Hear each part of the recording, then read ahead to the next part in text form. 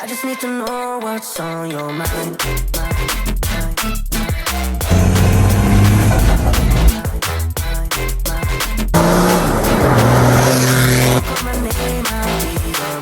What's going on, you bunch of Larrikins? Welcome back to another video. In today's video, we're going to be doing a rig rundown on Dylan's 80 series behind us. This thing's an absolute weapon. You're really going to want to stay to the end, and we'll do a quick drive in it, get a rev, and do all the party tricks it has to offer. So make sure you stick around, but we'll hand over to Dylan now and he'll run you through it. G'day guys, this is my 1996 Toyota Land Cruiser 80 series GXL. This one is a factory turbo 1HD-FT manual. I bought this car just under 2 years ago, completely stock standard and needing a lot of love. In the last sort of 18 months, I've completely transformed this thing from the ground up just to push just under 300 horsepower at the wheels, and she's a real head turner. So starting from the front end, currently Slinky Customs bull bar.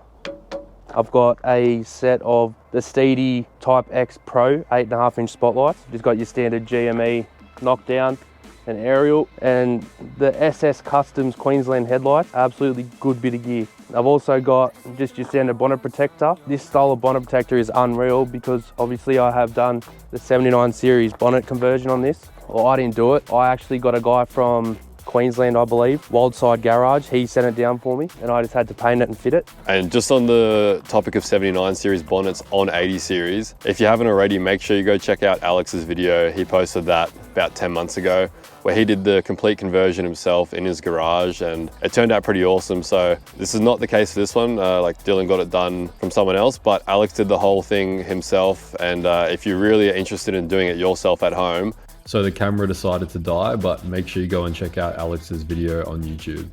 I've got the Clearview towing mirrors, next gen, absolutely great bit of gear as well. And obviously the J-Max 4-inch seamless short entry stainless steel snorkel. All right, so under the bonnet, we've got the mighty 1HD-FT factory turbo 24 valve engine. When I first got this car, the engine was a little bit sad, so I pulled it off the road for a bit. I sent my pump and injectors up to ADS diesel injection, and they rebuilt both of them. So I've now got a 300 horsepower capable injection pump and plus 40 injectors. At the same time, I put a G Turbo red wheel and a PDI front mount.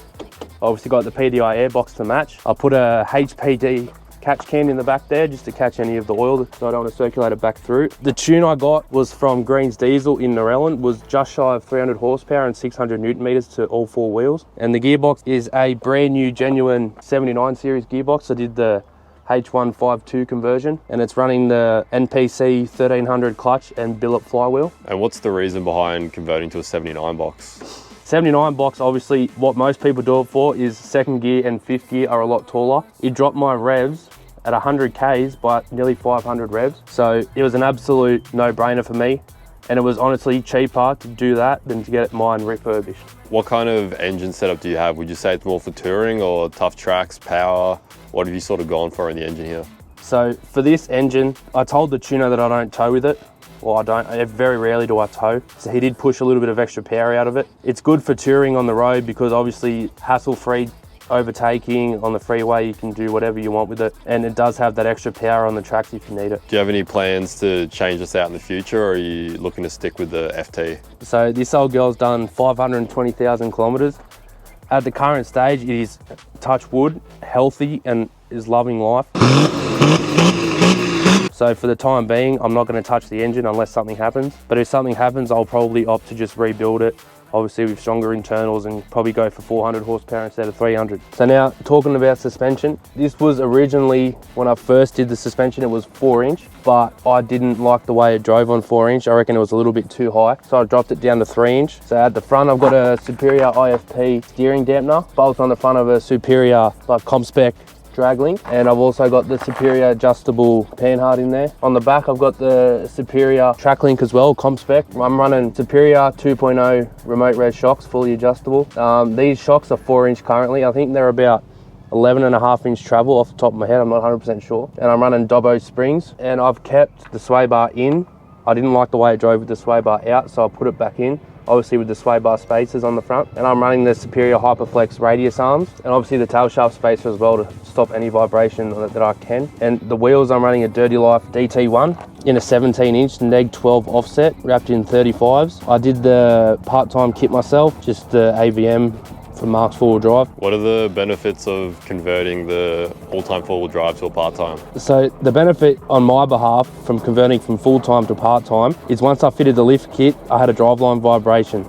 As soon as I fitted the part-time kit and stopped the front shaft from turning, it completely got rid of that. And my tuner recommended to me for maximum power and fuel efficiency just to get rid of the full-time four-wheel drive as well, so it's only driving in rear-wheel drive unless I'm obviously off-road. So now to the rear. In the rear, I've got 3-inch again as well, Dobbertson coils, and I've got Superior heavy-duty adjustable upper control arms and the Superior solid lower control arms as well, obviously with adjustable rear panhard as well, and the remote res in the back as well, fully adjustable. Kept the rear sway bar in again for drivability. These mud flaps I just made them myself, went to Super Cheap and just got a generic mud flap and threw a bit of chain on from Bunnings. And the exhaust is a full 3-inch Manta from the turbo back, no mufflers or anything like that. Sounds unreal. Jumping on the inside, pretty stock standard in here apart from 2010 XR6 turbo seats with the Razorback neoprene seat covers. Most comfortable thing I've ever sat in.